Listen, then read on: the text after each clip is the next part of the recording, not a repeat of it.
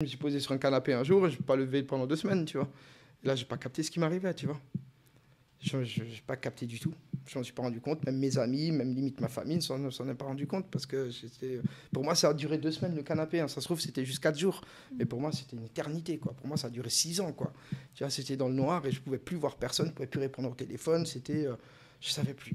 Et je ne pouvais pas réfléchir. On se gueule dessus, on s'aime, on se gueule dessus, on se prend dans les bras, on fait l'amour, on se regueule dessus. Et c'est pas toujours tout beau, tout rose, tu vois. C'est même souvent compliqué. Parce qu'il y a nos gosses, parce qu'ils veulent pas travailler à l'école, et puis ses baskets, et puis il a perdu son truc. Et, tu vois, toujours en train de gueuler tout le temps, non-stop, quoi. Salut Claudio. Bonjour. Comment tu vas? Très bien, et toi? Bah, hyper bien. Je suis trop contente de te recevoir dans Boom Boom. Trop stylé. Bah écoute, c'est partagé. Voilà, j'espère que tu vas être bien installé dans ce canapé, que tu vas pas être mal. comme à la maison. C'est plutôt cool. Bon, tu sais que c'est l'invité qui choisit son Boom Boom. Okay. C'est toi qui as choisi le thème dont on va parler aujourd'hui tous les deux et tu as choisi... Eh ben, j'ai choisi un peu, écoute, qu'est-ce que j'ai choisi? Ça fait un petit moment que j'ai choisi. Alors, je vais ça, te rafraîchir la mémoire, Ouais, non, mais je crois que c'est sur l'accordéon, c'est sur le lien que j'ai avec mon public, c'est tout ce qui me tient, tout ce qui me maintient, tout ce qui me porte, en fait, tout simplement dans la vie, quoi. Tout ce qui te fait du bien dans la vie. Tout ce qui me fait du bien. Ce lien avec l'accordéon, tu vas nous en parler. Mais avant, on a une actu dont on parle, c'est ta promo. C'est Madame. C'est un titre dont tu vas nous parler. On m'a chuchoté à l'oreille que là, tu avais envie de parler un peu d'amour sur cet album à venir qui va sortir, qui s'appelle Nouveau Souffle aussi, avec lequel il y aura une tournée des Zéniths. Madame, c'est quoi? C'est une déclaration déjà à la femme de ta vie depuis plus de 20 ans maintenant. Je ne trahis pas un secret, tu l'as dit. Mais 23 ans. 23 ans, 5 ans de mariage. Wow. Ouais, c'est pas rien. Hein. Tu vois, j'avais 18 ans, on s'est mis ensemble. C'était une petite amourette comme ça. Voilà, on se connaissait depuis très longtemps. Et puis, on était tout le temps ensemble, en fait, au lycée, au collège. Et je sais pas, on s'en était jamais rendu compte, en fait, quoi. Et puis, jusqu'au jour où il y a eu ce déclic, quoi. Tu vois, ce petit bisou papillon, tu vois. Et puis, et c'est parti de là, quoi. Donc, ouais, 23 ans. 23 ans d'amour super fort. On a vécu des hauts et des bas dans tous les sens, toujours, mais toujours très intense, toujours avec beaucoup d'amour, avec beaucoup d'engueulades aussi. Voilà, on est passé par toutes les situations. Et puis, effectivement, jamais voulu parler d'amour dans mes albums parce que pour moi, c'était un peu compliqué de trouver les mots et de savoir ce qu'était réellement l'amour, quoi. Tu vois, j'avais peur de me confronter à quelque chose que je ne connaissais pas réellement ou que je ne savais pas comment. Tu ne savais pas nommer, quoi. C'était plus ça, tu le ressentais, mais tu ne savais pas le nommer. C'est pas facile, quoi. Ah non, puis on a chacun des définitions différentes. On parle du papillon dans le ventre, on parle de sueur, on parle de folie, on parle de près à tout, de passion. Ouais. Mais ça veut dire quoi au final? Et c'est pour ça que j'avais mis tout ça de côté. Puis finalement, je me suis rendu compte, c'est tout con, hein, mais tu vois, de se retrouver pendant 1 an et demi à la maison, de laisser le travail un petit peu de côté, parce que 8 ans sur la route, à faire que des concerts tout le temps, énormément de promos tout le temps. Donc tout le temps la tête dans le guidon, tu réfléchis un petit peu. Ouais, j'avais du mal à me poser, quoi. Je ne savais plus du tout ce que je faisais, qui j'étais. Enfin, ça partait un peu dans tous les sens, quoi. Ça partait un petit peu en vrille. Et puis finalement, quand tu te retrouves entre 4 murs avec la femme que tu aimes, avec 2 garçons formidables, tu vois, tu te rends compte de certaines choses, quoi. Tu es face à la réalité et puis tu apprends à connaître, pouvoir mettre une définition sur le ressenti de la personne. Donc c'est un peu ça la clé, tu penses, du temps, de réussir à passer toutes ces années, c'est de se poser aussi et de voir les choses, de prendre du recul un peu sur sa relation. Tout à fait, de pouvoir en discuter, de pouvoir se poser, de pouvoir parler, de pouvoir faire des barbecues, de pouvoir faire son jardin, de repeindre des murs dans le salon, et, tu vois, des choses simples de la vie. T'avais oublié tout ça, genre, toi ça faisait plus partie de ta vie. Non, j'avais jamais oublié parce que je l'ai toujours fait, parce que ça a toujours été, je sais pas, ce lien qui me... Je sais pas, ce moment de plaisir qui me liait à la musique, quoi. C'était de pouvoir travailler comme un débile, de faire de la musique qui pour moi est un travail, mais surtout une passion. Et puis ensuite de me retrouver à la maison et puis de reprendre cette vie de papa, quoi, cette vie de daron où il faut changer les couches, chose que j'ai pas trop faite. J'ai de la chance parce que ma femme était toujours derrière. Et puis voilà. Et la vraie vie, ça, tu nous parles de la vraie vie. La vraie vie, tout simplement, la Dolce Vita. C'est ce qui me maintient, c'est ce qui me tient. Et là, tu vas repartir sur scène avec cet album, avec Nouveau Souffle. Tout à fait. Et Madame, pour commencer ce podcast, on a une petite séquence qui s'appelle l'électrocardiogramme. Okay. Je vais commencer une phrase, tu la termines. Ça va aussi vite que le cœur qui bat. Voilà, d'accord. Pour te donner une petite idée. Donc, on y va, on revient sur ton thème. Tu me dis, chanter sans accordéon, c'est comme... C'est comme me sentir tout nu. Si ton accordéon pouvait parler de toi, il dirait que je suis hyperactif. J'ai compris que la musique ferait partie de ma vie quand j'étais petit. L'artiste qui m'a le ou la plus marqué dans ma carrière, c'est Compliqué. Compliqué, c'est une Très réponse. compliqué. Une bonne... J'adore, j'aurais pas de nom, mais c'est pas grave. J'en ai énormément, quoi. J'en ai énormément. Stéphanie Cher, Zaz, Christophe Maé, Michael Jackson, Ultimo. J'en ai énormément, quoi. Il y a toujours des petites bases, en fait, des moments qui me raccrochent à des artistes, en fait, quoi. Tu vois, ça peut être juste un sourire ou une parole ou tu vois, un geste et qui me touche réellement et je garde ça dans le cœur, quoi, parce que voilà. Il faut que vous écoutiez mon dernier titre, Madame, parce qu'il est vrai. Et enfin, pour moi, la composition, c'est l'amour.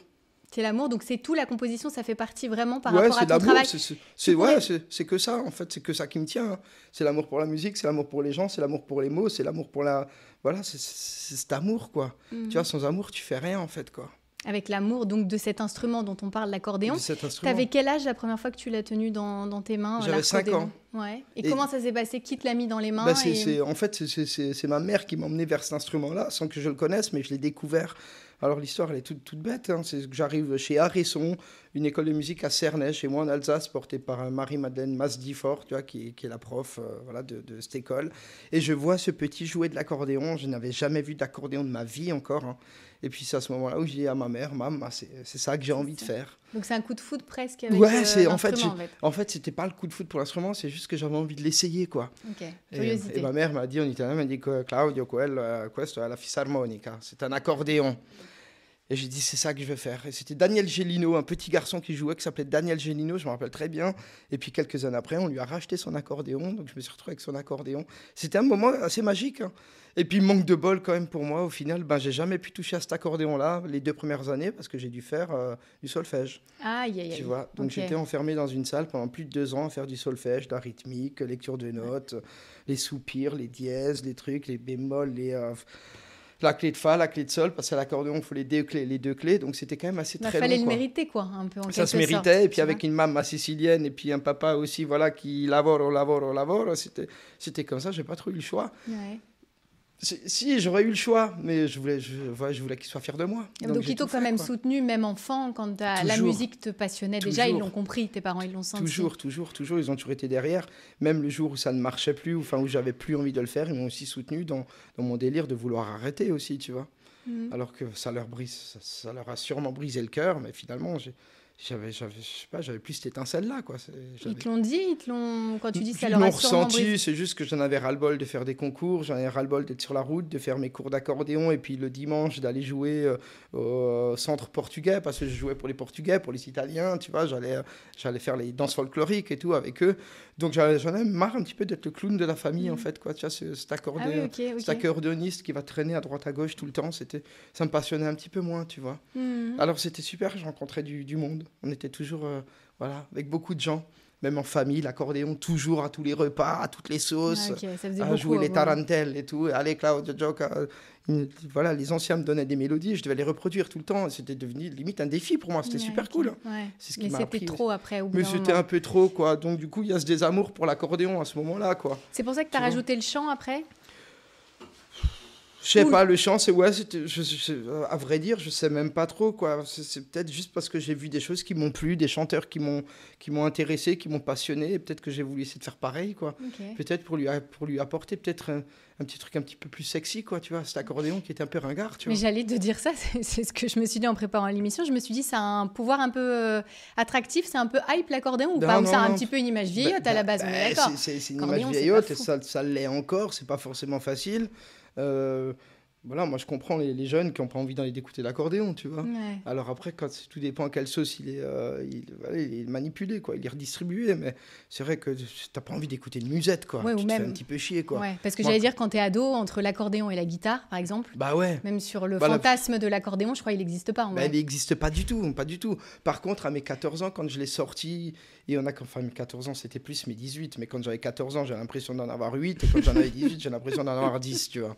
Donc c'est un peu bizarre. Là, j'en ai 40, j'ai l'impression d'en avoir 30 encore, tu vois. Ça va, c'est dans la tête. Souvent, mon fils me dit, non, t'es vieux, papa. Je lui dis, mais si tu me compares, par exemple, à Nona, Je suis vieux ou je suis jeune? Elle me dit, bah, t'es un jeune vieux, quoi. Je dis, t'es un salaud, quoi. Voilà, oui, dur mais juste, quoi. Voilà. Donc, ouais, tu te sentais quand même à l'aise avec cet accordéon à un moment donné de ta vie, même pendant l'adolescence. Ouais, ça c'est ce que allait, je quoi. voulais dire. C'était Ouais, pas exactement. la cata non plus. À mes 18 ans, quand tu le sors au bord d'un feu, avec un mec qui fait de la gratte, avec un mec qui fait du saxo, avec un djembé, et puis un pack de bière, et c'est rigolo, tout le monde s'amuse, ça faisait rire tout le monde. Enfin, rire, ça amusait tout le monde chantait du Louise Attaque, tout le monde chantait du Mano Solo ou du Manu Chao, tu vois. Donc là, à partir de ce moment-là, je me suis dit, ah, c'est pas mal quand même, il y a un truc à faire. Ouais. En chantant, putain, ça peut jouer, ça peut redistribuer les cartes. Et tu pensais qu'il allait t'accompagner comme ça toute ta vie? Parce du qu'aujourd'hui, tout. c'est ton identité Bah aussi sonore, enfin musicale aussi, l'accordéon. Il fait vraiment partie de ta vie, de ton parcours, de ce que tu nous proposes, nous, public. Ben, c'est avec lui que je me sens bien, en fait, au final.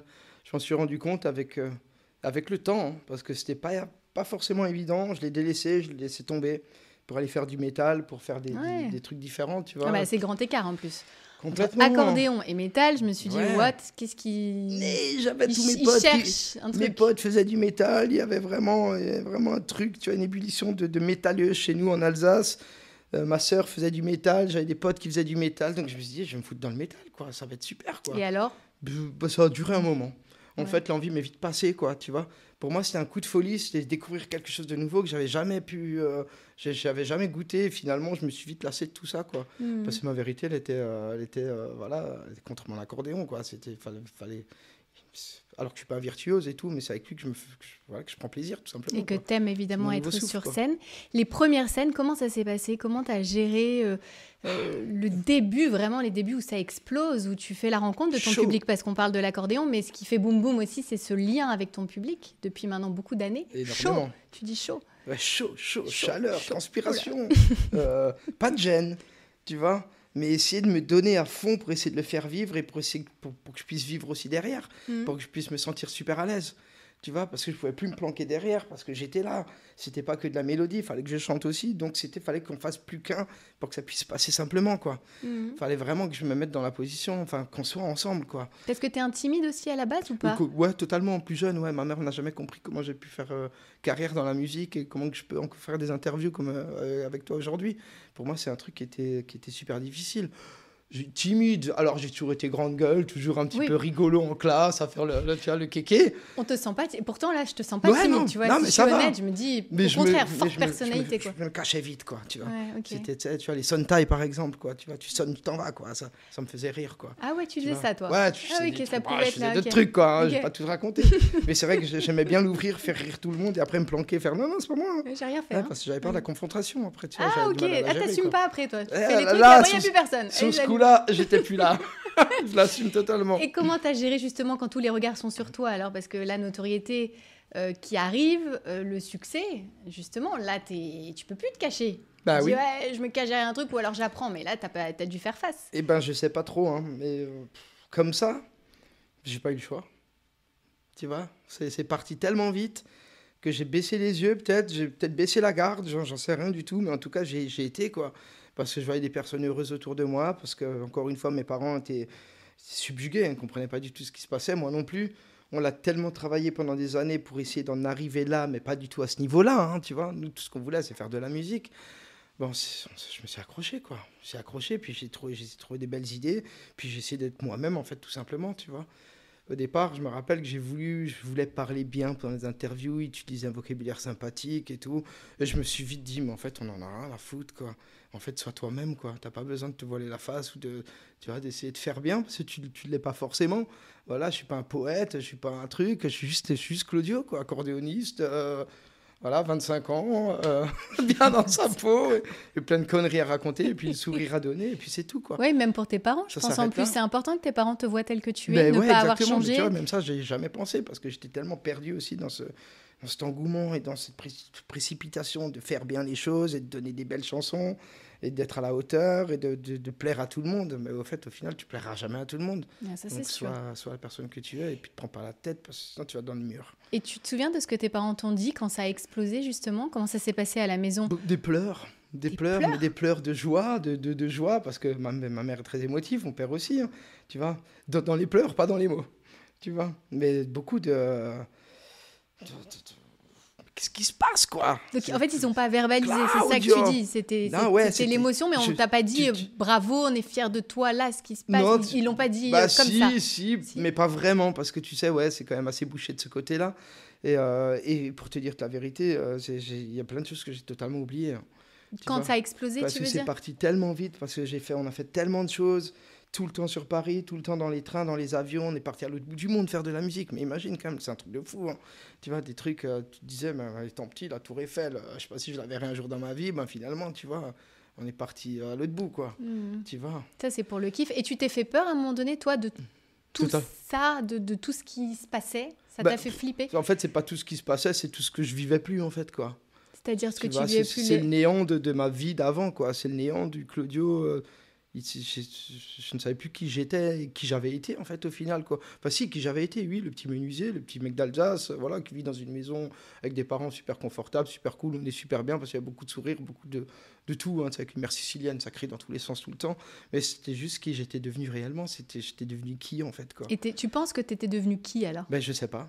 Un mec complètement paumé, tout le temps sur la route, tout le temps en train de courir, tout le temps en train de donner des sourires à tout le monde, mais qui s'était perdu lui-même parce que je savais plus qui j'étais. Mais il n'y avait pas de sens, c'est ça que tu veux dire? Il y avait de quoi? Il n'y avait pas de sens dans ta vie? Si, il y avait un sens, mais pour moi, il était volatile, quoi. C'était autant je peux rire le lundi, autant je peux pleurer le mardi, quoi.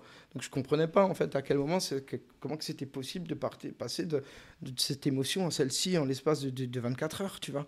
C'est juste que pour moi, j'étais juste paumé, je respirais plus du tout. Tu vois, alors que j'adorais ce que je faisais, mais j'avais peur de me poser, j'avais peur de rester à la maison, j'avais peur de ne pas travailler, de ne pas composer, de ne pas travailler mes interviews, alors je travaille pas mes interviews, mais de ne pas, tu vois, être toujours dans le coup, quoi. Tu vois, de laisser les choses de côté, de me dire, c'est pas grave, c'est pour demain. Je pouvais pas, et du coup, j'étais complètement bloqué de l'intérieur, quoi. Et parce que tu avais peur que ça s'arrête, sinon? J'avais peur que ça s'arrête, au début, énormément. Tu vois, je me disais, ce serait tellement con, qu'après toutes ces années, on sorte un morceau ou deux. Et tu sais, après, t'as tous les qui viennent parler derrière, là, c'est ceux qui te valent un petit peu du mal, tu vois, tu sais, qui me faisaient... moi, j'écoute tout le monde, tu sais, j'ai le cœur grand ouvert tout le temps, c'est un petit peu ma faille aussi. Et puis, je prends tout à cœur. Et puis, je gardais ça pour moi, mais à l'intérieur de moi, quoi. Et puis, j'avais cette souffrance-là en me disant, putain, si j'arrête, mais il y a tout le monde qui s'arrête, tous mes KPO, c'est fini pour eux. Moi, je retourne dans ma vie. Alors, peut-être ce serait cool de retourner menuisier, mais bon, après 20 ans, 30 ans de combat dans la musique, ça me ferait quand même un petit peu chier. Donc, il y a eu cette angoisse-là. Du coup, c'est pour ça que j'acceptais tout. Je faisais tout le temps. Et puis, jusqu'au néant, en fait. Quand tu dis néant, c'est quoi? T'en as parlé dans des interviews, c'est le burn-out? Ah oui, c'est mon burn-out. Oui, j'en avais parlé ouvertement. T'as arrêté, t'as tout arrêté, ou c'est ton entourage qui t'a dit stop, on arrête? Je m'en suis pas rendu compte. C'est juste que je me suis posé sur un canapé un jour et je n'ai pas levé pendant 2 semaines, tu vois. Et là, j'ai pas capté ce qui m'arrivait, tu vois. Je n'ai pas capté du tout. Je m'en suis pas rendu compte. Même mes amis, même limite ma famille ne s'en est pas rendu compte parce que pour moi, ça a duré 2 semaines le canapé. Hein. Ça se trouve, c'était juste 4 jours. Mais pour moi, c'était une éternité, quoi. Pour moi, ça a duré 6 ans, quoi. Tu vois, c'était dans le noir et je pouvais plus voir personne, je pouvais plus répondre au téléphone. Je savais plus. Et je ne pouvais pas réfléchir. C'était très chelou. C'est passé. C'est du passé. Qu'est-ce que ça a changé, justement? Qu'est-ce qu'il y a eu après ce moment-là? Ça a donné la place à la réflexion, en fait, quoi. Tu vois, à se dire, il faut du temps, il faut réfléchir, il faut se poser, il faut arrêter de courir dans tous les sens, il faut arrêter de croire que tu as 10 ans et que tu es un gosse et que tout est permis et que c'est super et que c'est génial. Vas-y tranquillement, quoi. Est-ce que la famille aussi, ça nous ramène à l'essentiel dans ces moments-là, quand on est au fond du seau? Eux, en fait, madame, justement, dont on parlait, les enfants, t'as des enfants. C'est l'essentiel, c'est cette madame, tu vois, sur ce titre, où je me retrouve 1 an et demi à la maison, on se gueule dessus, on s'aime, on se gueule dessus, on se prend dans les bras, on fait l'amour, on se gueule dessus.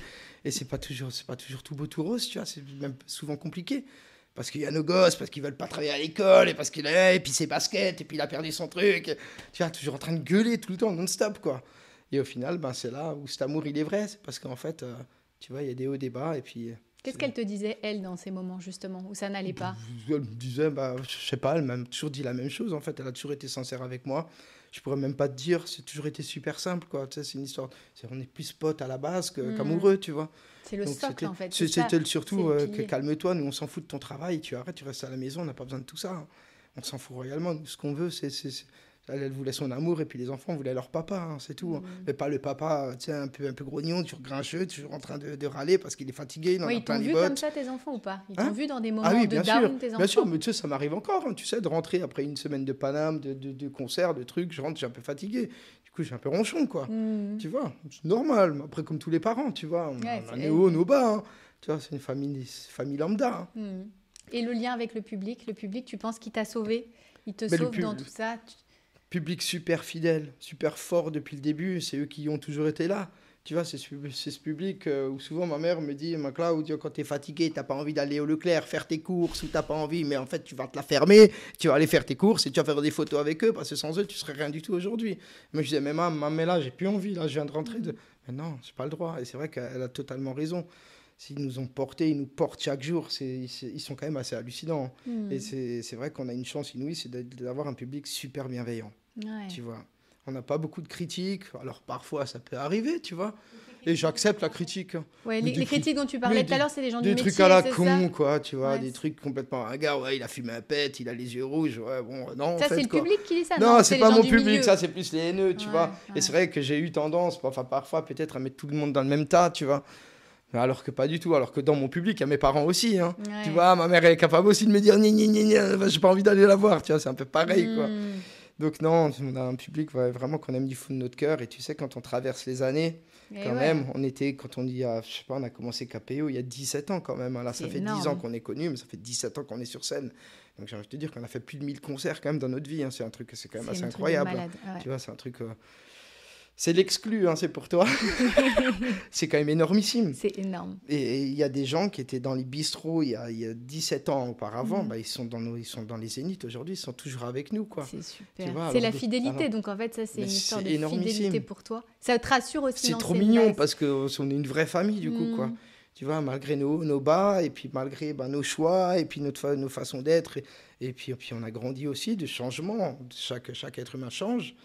Je trouve qu'on est resté liés. T'as beaucoup évolué, toi, tu penses, depuis les débuts, que ce soit perso ou pro? Pro, oui, peut-être. Pro, j'essaye de me poser un peu plus, de réfléchir un peu sur d'autres choses. Tu vois, il y a d'autres choses. C'est vrai qu'il y a certains trucs dans ce métier-là qui sont pas forcément intéressantes, quoi. Enfin, qui sont pas super rigolotes, quoi, tu vois. C'est quoi, tu veux dire tout ce qui est contrat, tout ce qui est management, de bordel et tout ça. Tu délègues alors ça, je délègue, mais il faut quand même que je sois au courant de tout ça, tu vois. Alors qu'au début, mais je m'en battais les steaks, mais complètement, quoi. Ah, mais t'aurais pu te faire avoir, c'est ça qui est dangereux. Je me suis fait avoir. Tu vois, on en est passé par là. Mais c'est pas grave, parce qu'au final, je me dis que c'est un mal pour un bien, et puis ceux qui ont récupéré derrière, tant mieux pour eux, c'est cool. Ah, mais t'es philosophe quand même, t'es sympa, toi. Parce que si tu te fais escroquer et que tu réagis comme ça, t'es cool. Qu'est-ce que tu veux faire après, au bout d'un moment, hein? On va se battre toute notre vie pour ça, c'est pas grave. Tant pis. Je veux du mal à personne, vraiment. Et t'écoutes plus, je pense non plus, non? Ce que t'entends à gauche, à droite, que tu disais qui pouvait te faire du mal à l'époque, aujourd'hui, ça passe. Je prends tout un peu à la légère, tu vois. C'est comme ça, c'est pas grave, tu vois. Tant que je suis bien avec mes amis, avec ma famille, avec les personnes que j'aime, le reste, écoute, ça reste futile, tu vois. Public, surtout quand c'est de la méchanceté gratuite. Oui, mais ça peut être de la déstabilisation. Je pense que dans vos métiers, les artistes sont... Ça peut te déstabiliser, il faut être... ça l'est, après ça, je le montre pas en réel, en temps, tu vois, c'est sur le coup, je le montre pas aux gens, mais je vis peut-être parfois un peu mal dans ma chambre d'hôtel, tu vois. Où là, je me fais un petit remake de toute la journée, de tout ce que j'ai dit, de tout ce qu'on a pu me dire. Tu vois, c'est là où je dors pas. Hein, tu sais, c'est nuit entière. Cogiter comme un gros débile. Mais en soi, c'est pas très grave. Et puis, il faut se rattacher à la réalité qui est quand même super belle. C'est que voilà, on vit d'amour et d'eau fraîche et d'accordéon et de 17 musique. 17 ans d'histoire et un public. Tu as eu différents publics parce que même tu le dis et tu l'as souvent dit en interview, tu as commencé à chanter dans la rue avec un public, un premier public. Qu'est-ce qu'il y a de différent? Tu avais déjà cette même... envie de partager, au final, est-ce que ça a vraiment changé dans le partage que tu as toujours été au contact du public, même il y a 17 ans, c'est juste que là, il a changé de dimension, il a changé, c'est dans des salles, mais au final, c'est toujours le partage. Il est plus nombreux, il chante plus fort, il connaît les chansons maintenant. Ah oui, c'est vrai qu'avant, il y avait peut-être un peu d'indifférence alors qui peut être l'époque, super dur à vivre. Un public qui connaissait pas forcément les chansons, et le public de rue, il ne connaît pas tout court, quoi. Donc en fait, il te découvre, du coup, c'est à toi d'aller le chercher, quoi. C'est pas lui qui vient te voir, c'est toi qui vas vers lui avec ta musique. Donc c'est là où c'est pas évident, mais tu sais, ça nous arrive encore aujourd'hui sur les festivals, par exemple. Donc en fait, ce truc-là, on va toujours garder ce truc de combattant, quoi. Tu vois, on va au front, on est en première ligne, et puis c'est là là où il faut tout donner, parce que c'est pas toujours acquis, tu vois. Tu sais, quand tu te retrouves en première partie d'Indochine, tu te dis, oh putain, là, on est dans la merde, les gars. Je te parle de monstres, quoi, tu vois, les mecs qui sont, tu vois. Ouais, je te dis que là, on n'a pas fait, c'était au Paléo, je crois, festival, et là, on n'a vraiment pas fait les malins. Et ben finalement, avec nos petites gentillesses, nos petits mots, nos petits accordéons. Mais ton talent, ta confiance quand même en ton talent. Celui-ci, bref. Ouais, c'est marrant, on te sent douter ou sur la confiance en soi ou aller chercher toujours. C'est une remise en question quand même. Hein. C'est comme ça, on fait ce qu'on peut. Hein. Ouais, Après, du talent, il y a surtout beaucoup de travail. Ouais. Tu vois, il y a énormément de travail, on a travaillé pour, on fait pour, et puis on fait en sorte, et puis voilà, quand ça se passe bien, on est super heureux. Est-ce que c'est important de t'engager aussi auprès du public dans tes textes, dans les choses que tu dénonces, pour que ça fasse sens aussi? C'est une réalité à chaque fois. Tu vois, je peux pas chanter des choses qui me collent pas à la peau, qui me font pas plaisir ou qui me parlent pas tout simplement. J'ai l'impression que tout ça est naturel en fait. Hein. Tu sais, ça coule de flow quoi. C'est comme ça qu'il faut que ça se passe. C'est les thèmes qu'on aborde, c'est les thèmes qu'on a envie d'aborder, c'est les thèmes qui nous touchent, qui font partie d'un certain temps aussi, d'un moment de vie. Tu vois, par exemple, parler d'amour, je ne l'ai jamais fait. À 40 balais, j'ose m'y attaquer, mais alors avec légèreté, mais en disant que l'amour c'est beau, mais ça fait chier. Tu vois, c'est dans les deux sens, parce que je ne peux pas me voiler la face. Si je dirais que c'est tout beau, c'est tout rose, ah ma belle, ce serait un mensonge. Et puis c'est important, ça a toujours été que les thèmes soient vrais pour nous, pour notre public, et qu'on soit en vérité avec eux, quoi, qu'il n'y ait pas de mensonge, en fait, quoi, comme dans un couple. T'as jamais regretté d'avoir parlé de certaines choses dans tes chansons? Non, pas du tout. Ou des textes que t'as écrits? C'est une très bonne question. Des prises de position, quelquefois. Quand on est artiste, tu sais, on peut le faire. Et c'est l'objet de ce podcast. Nous, on dit toujours ici, on parle vrai. Mais des fois, t'es happé, ton cœur te dit de parler de certaines choses. Et avec le recul, tu dis, ah putain, non. Il y a eu des textes, surtout là pour le nouvel album, où il y a des chansons qui étaient magnifiques, que j'ai pas pu accepter parce que c'était beaucoup trop dur. Tu vois, trop dur dans les mots, trop dur dans le thème. Ça parlait de tous les enfants qui ont disparu sur des thèmes assez angoissants. Même là, j'ai pas envie de t'en parler. Je t'en parlerai pas. Okay. Mais on a préféré laisser tout ça de côté parce que ça nous foutait les larmes rien qu'à nous en studio. C'était beau, hein, ça aurait pu donner des sourires, mais je me suis dit au final, ça aurait surtout remué en fait cette tristesse on n'en a pas besoin aujourd'hui, quoi. Tu vois, on a envie d'aller vers l'avant et puis voilà, on garde en mémoire tout ce qui se passe dans la vie de chacun. Mais donc tu sais t'écouter. Garder de la tendresse. Au final, toi, tu sais vraiment t'écouter et ce que tu penses être juste pour toi au moment où tu vas le délivrer à ton public. Bien sûr. Et puis voilà, faut que ce soit simple, quoi. Ouais. C'est déjà assez dur comme ça. S'il n'y avait pas eu de la musique dans ta vie, tu penses qu'il se serait passé quoi? Je serais menuisier. Ouais. Je serais un petit menuisier complètement heureux dans ma petite vie de Cernéen chez moi ou pas, mais en tout cas, travailler le bois et travailler des choses simples qui me font toujours plaisir avec ces belles odeurs. Tu vois, découper du chêne, du hêtre, tout ça m'a toujours passionné. Tu vois, je le fais de moins en moins parce qu'on est beaucoup sur la route et parce qu'on travaille beaucoup pour cet album. Bah oui, la route, justement, vous arrivez à... On n'a jamais autant travaillé pour un album, là, on s'investit vraiment 100%. Donc, voilà. Et puis, je me dis, dans ma tête, ça reste toujours comme ça. Je me dis, si un jour, peut-être qu'un jour, j'en aurai ras-le-bol ou peut-être les gens voudront plus de nous, je me referai sans souci. T'as toujours autant peur que ça s'arrête comme tu me disais tout à l'heure à l'époque? Non, vachement moins. Ouais. Non, vachement moins. C'est pas une peur que ça s'arrête. C'est plus une peur personnelle. C'est plus de perdre l'envie, en fait, quoi. Tu vois? Parce que tu sais, quand t'es bousculé dans tous les sens et t'en fais trop et c'est tout le temps. Je me rappelle qu'à la fin de ma tournée précédente, où on a quand même fait plus de 120 dates en un an, j'étais fatigué, là, tu vois. Et les dernières dates, c'était plus de la souffrance et il fallait les faire parce qu'il fallait les terminer. Et en fait, au final, je m'étais presque rendu compte qu'avec mon excès de fatigue, j'avais presque oublié ce public qui venait nous voir tous les jours, tu vois. J'ai toujours pensé à eux, hein. J'ai toujours été là, je peux pas dire à 100% sur scène parce que j'étais vraiment au bout de ma vie. Mais j'oubliais la réalité en fait des choses, quoi. Tu sais, le plus important, c'est que les gens, ils se saignent, ils viennent, ils payent une place de concert, ils travaillent toute l'année, ils sont là pour nous, et puis toi, t'arrives, et puis tu leur dis pas, mais genre, t'es crevé. Mais en fait, ça, c'est un truc que je dis à ça à ma mère me fracasse. Hein. Ouais, mais c'est quand même important de pas nier non plus, parce que, un, c'est ton ressenti, et deux, c'est la réalité, parce qu'on sait et on connaît la vie d'un artiste avec beaucoup de pression, et le public aussi peut le comprendre, ça. Ouais, bien sûr. Il y a beaucoup de pression, de tension, puis c'est comme tout, tu t'es pas une machine, donc il y a des jours où ça va mieux que d'autres. Bien sûr, et souvent tu le ressens. Tu vois, quand tu es fatigué, ben, tu as des petits clins d'œil du public, tu sais, des trucs quand tu oublies tes paroles, parce que tu es crevé, parce que tu vois. Mais tu fais genre, c'est normal. Tu fais genre, c'est normal, ou non, moi je fais genre, je suis crevé en fait, et je vous dis la vérité, ça fait rire tout le monde. Tu vois, je suis pas cachotier, quoi. Tu vois, aux limites, parfois, il faudrait que je me taise, quoi. Ok, ok. Parfois, j'en dis un peu trop, quoi. Tu vois, il y a eu des fois sur scène, bon, Claudio, ça, t'étais pas obligé de le dire. Je dis, ouais, mais bon, c'est la vérité. J'ai commencé à mentir à mon public. Ouais, maintenant, ça marche pas. Et quand tu rates, quel rapport t'as à l'échec quand tu rates une scène ou quand tu rates quelque chose ou même un album que tu peux penser pas à 100%? Comment tu le vis, ça? J'essaye de le mettre vite de côté, tu vois, et puis de me dire que c'est pas fini et qu'il y en aura d'autres et qu'on fera mieux après, tu vois. Et puis, je le fête. Tu vois, je le fais tout simplement. Ouais, je le fais dans ma tête, je le fais avec mes copains. Je me dis que c'est bon, c'est acté, je me libère de ce poids-là et on passe à autre chose. Et puis, moi, passer à autre chose, c'est surtout de ne rien penser pendant 2 jours, par exemple, tu vois. T'arrives à rien faire avoir ça? à penser. De plus en plus, tu vois, de perdre cette angoisse, cette boule au ventre, ce truc qui te met dans des conditions, enfin, dans des situations qui sont pas super agréables. Après, ça fait partie, voilà, ça fait partie de l'humain, hein, tu vois, de toujours se chercher, de vouloir faire mieux, de vouloir... Mais tu vois, cette zone de confort, ben... En fait, c'est comme ça que tu progresses aussi. C'est comme ça. En sortant c'est comme ça, je crois que j'en ai besoin, ouais. De ta zone pour créer aussi, j'imagine, ta musique et ton lien avec ton public. Tout à fait. Et ta confiance en toi, tu sors aussi beaucoup de tes zones de confort pour la travailler? Bah, on est tout le temps hors zone de confort, je crois, dans ce travail-là. Tu sais, quand tu es sur scène, au bout d'un moment, que tu es sur une tournée, que c'est le même show... Peut-être, mais pas tant que ça, parce qu'on se met toujours quand même des petits défis, tu vois, sur scène, à changer les titres, à changer les morceaux, à changer de tonat vite fait, passer la voix et les trucs. On a toujours des petites situations un petit peu différentes. Et puis, à part avec la fatigue, avec un public qu'on connaît pas, parce que c'est un festival, parce que t'es jamais super serein, en fait, au final.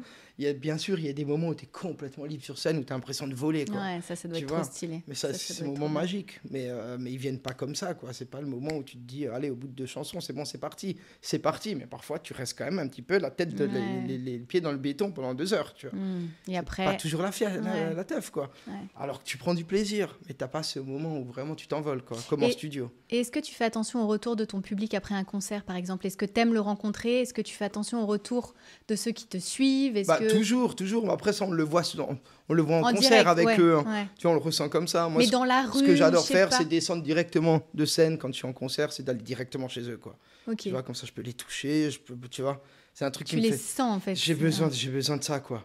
Tu vois, des fois, c'est un peu trop tôt dans le show, mais j'ai besoin de le faire. Et ensuite, je remonte sur scène, c'est bon, j'ai été à leur contact, du coup, après, maintenant, c'est libre. Ouais, ça te rassure aussi, quelque part. Et puis, dans la rue, je fais des câlins à tout le monde, je fais des bisous à tout le monde, un peu trop. Ouais, comment ça va? Tu vas, mon pote? C'est vrai, c'est tout le monde. Okay. Souvent, on me dit que là, j'en fais un peu trop. Mais tu vois, mais c'est comme ça. Et les fois où j'ai pas envie de le faire, comme chaque personne qui parfois ont un petit peu la tête dedans, tu vois, je reste à la maison, quoi. Ok, donc en fait, quand t'es dehors ou quoi, t'es toujours quand même bonne humeur et c'est que tout est à prendre. Et t'as jamais eu de réaction de fans ou trucs qui t'ont fait flipper, de trucs qui te sont arrivés où tu te dis oh là là. Il y a plein de trucs très chelous. Hein. Ah ouais. Tu vois, ouais, des trucs bizarres. Mais chelous, mais après, moi j'ai plus de peine pour tout ça. C'est les personnes qui se font escroquer, quoi. C'est-à-dire c'est-à-dire des personnes qui se sont fait passer pour moi, tu sais, avec tous ces brouteurs, ces trucs, il y en a plein. Et tu vois, je me dis souvent, je suis pas Patrick Bruel, je suis pas une méga star, quoi. Tu vois, je suis Claudio Capéo, accordéoniste, 25 ans, qui vient de Cernay, quoi. Et il y a des gens quand même qui montent des arnaques sur toi. Qui ont monté des grosses arnaques. On a eu des personnes en pleurs devant des zéniths. Il y a des personnes qui sont venues sonner chez mes parents à la maison. Quoi? Mais pour faire quoi? Il y a des personnes comme quoi j'étais censé me marier avec un tel ou un tel, et puis jusqu'au divorce et tout. Personnes ont divorcé pour venir me conquérir. Qu'est-ce que c'est? Non, c'est triste, franchement, c'est triste. Ça me fait mal au cœur parce que c'est tellement bien foutu. Avec l'IA, aujourd'hui, tu découvres des trucs complètement incroyables. Franchement, c'est un truc de fou. Là, même en venant ce matin dans le train, on a vu un truc de je sais pas quoi. Y a un mec qui s'amuse à faire des titres de Claudio Capéo avec l'IA. Bon, c'est écrit en début de vidéo et tout, mais c'est quand même super flippant, quoi. Et tu fais quoi quand tu sais ça? Tu dénonces? En fait, sur le coup, je me suis dit, c'est quoi ce délire? C'est quoi cette escroquerie? Il faut le dénoncer, parce qu'il y a des personnes, quand même, le jour devant l'école, quand j'ai déposé le petit, il y a une maman qui m'a dit, j'ai vu une nouvelle chanson, tu viens de sortir une nouvelle chanson sur YouTube et tout. Je dis, non, YouTube, non. J'ai sorti un nouveau titre, mais elle me dit, si, regarde. Et en fait, c'était un nouveau titre écrit par Claudio Capéo, truc. Et en fait, c'est moi, avec ma voix, qui n'est pas vraiment ma voix. Ah là là. Tu vois? Ah, ça, je pèterais un peu. C'est assez drôle, hein. Enfin, c'est assez flippant. Non, quoi. c'est assez flippant. Je pense que assez flippant. Tu sens que ça t'échappe. Ça peut être drôle. Par moments, c'est presque drôle, mais c'est un peu flippant quand même. Surtout quand ça s'attaque à l'image, tu sais, à des dires. J'avais vu je sais pas, une interview avec Florent Pagny, mais des trucs mais complètement improbables, quoi. Que tu n'avais pas dit et qui se retrouvait en interview. Ouais, je sais pas, c'était une interview. Enfin, non, c'est lui qui laissait un message à une femme ou un truc comme ça. Et puis, refait avec l'IA, en fait, c'était pas du tout lui à aucun moment, quoi. Ah, Tu vois, mais c'est vrai que les gens, parfois, ont envie d'y croire. Comme nous, on a envie de croire à certaines choses, parfois, qui sont pas forcément vraies. Hein. Tu vois, qui sont même pas réelles, mais tu as envie de croire. Tu as envie de croire que tu vas réussir dans la musique. Tu as envie de croire que tu vas finir premier à une course de bagnole. Tu as envie de croire que tu vas. Mais en fait. Parfois, il faut arrêter de se voiler la face, quoi. Comme quoi, je pense que c'est important de rester dans la vie réelle et dans la vie concrète, ne serait-ce que pour qu'on te remonte ce genre de choses. C'est important. Ou d'infos, tu vois, tu disais, c'est quand tu vas chercher tes enfants à l'école. Ça, tu as toujours mis un point d'honneur quand t'es pas en tournée, quand t'es pas en studio, quand t'es pas dans ton boulot, à vivre la vie normale d'un papa qui fait... Voilà. Trop cool. Ouais, donc c'est les enfants à l'école, c'est quoi d'autre? Tu disais ta mère, elle te dit tu vas faire les courses. Je vais faire mes courses, je vais voir mon boucher tous les lundis, enfin tous les mardis parce que je l'adore. Enfin, quand je fais des trucs la vraie simples, vie, quoi. Ouais, Après, il y a des trucs que j'évite un peu, mais bon, j'ai de manière générale. Fut une époque, allez, il y a 5-6 ans en arrière, je faisais quasiment plus rien. Parce que j'étais pas super bien dans ma peau, parce que je sortais d'une période assez difficile, parce que j'en avais un petit peu ras-le-bol de ce métier, de tout ça, tu vois. J'étais vraiment crevé, hein, j'étais vraiment... C'était un malaise perso, hein, tu vois. Et puis là, ça fait un certain temps là où on s'est dit, mais non, on s'en tape en fait, hein, mais il faut que je sorte, quoi. Et on avance. Enfin, voilà, au contact, c'est bien. Il nous reste une petite séquence avant de se quitter. C'est le boum boum ou pas boum boum, c'est j'aime ou j'aime pas. Ok. Allez, boum boum ou pas boum boum, passer le cap des 40 ans. J'aime pas. Pas boum boum. Non. Non, okay. Pas boum boum. Pas boum boum pas du boum tout. Boum. Boum boum ou pas boum boum, vivre une histoire d'amour depuis plus de 20 ans. Boum boum. Boum boum ou pas boum boum, les étés à Bonefro. Boum boum. C'est en Italie, c'est le village de ton papa. Tu vas, tu retournes? Bah, j'y vais de moins en moins, tu sais. Malheureusement, on a perdu quand même beaucoup de la famille là-bas. Il reste plus grand monde. Même mes parents, enfin mon père, un petit peu de tristesse y aller, tu vois. Okay. Là, il va y aller quand même. Là, j'ai l'impression que c'est genre une dernière fois, mais il nous manque. Et puis voilà, c'est pas évident de retourner dans un village où il n'y a plus personne, quoi. Difficile. Boum boum ou pas boum boum, le métier de menuisier. Boum boum. Boum boum ou pas boum boum, The Voice Kids. Boum boum. Bonne expérience. Bonne expérience, compliquée quand même, pas évidente, tu vois. J'ai pris beaucoup de plaisir à écouter les jeunes, à être avec eux, à leur faire des câlins et essayer de leur apporter quelque chose. Et puis à la fois, pas évident de dire à un petit que c'est terminé, qu'il faut qu'il rentre à la maison, quoi. Ouais. Tu vois, il y a deux... Voilà. Oui, il y a les règles et ça reste quand même un jeu et ça se mélange avec de l'humain. Il y a deux ambiances différentes, quoi. Boum boum ou pas boum boum, faire des bouquets de fleurs. Pas boum boum. Pourtant, tu l'aides un peu. Je le laisse à ma femme, quoi. Ouais, mais moi, je vais chercher les fleurs, tu vois, je lui remplis les seaux d'eau, je vais à la déchetterie, je fais les livraisons de géranium pendant le Covid, par exemple, ou je vais l'aider parfois à livrer sur un mariage, un truc. Mais faire des fleurs toute la journée, ça, c'est sa passion et il faut avoir ce talent-là. Moi, je l'ai pas du tout. C'est pas la tienne, ok. Non. Et enfin, boum boum ou pas boum boum, se faire doubler lors d'une course automobile. Non, pas boum boum du tout, quoi. Tu rigoles ou quoi? Comment que ça m'énerve, quoi. T'en parlais tout Après, à l'heure. Après, si double, c'est qu'ils sont meilleurs. Ou alors que j'ai fait une connerie, donc je peux en vouloir à personne. Mais genre compétiteur, toi. Ouais, c'est toi qui gagne. Mais sur la route, ouais. Ok, donc sur circuit, oui. Pas boum boum de se faire doubler. Non. Merci en tout cas, Merci Claudio, d'être venu. Donc, plaisir. je rappelle ton actualité. Donc, Madame qui sort ce titre-là, qui est un peu d'amour, une déclaration qui parle de celle qui partage ta vie depuis plus de 20 ans. Ce nouvel album, Nouveau Souffle, et il y aura une tournée des Zéniths. Pour aller te voir sur scène. Tout à fait, exactement. Et ben, on te souhaite vraiment tout le meilleur. On est ravis. Et tu reviens quand tu veux dans ce canapé. C'est très gentil. C'était trop cool. Merci beaucoup, à Claudio. Merci à vous de nous avoir suivis. Vous likez, vous commandez, vous commentez. Vous n'hésitez pas en tout cas. Et on se retrouve très vite pour un nouveau Boum Boum. À plus. Bisous. Bisous.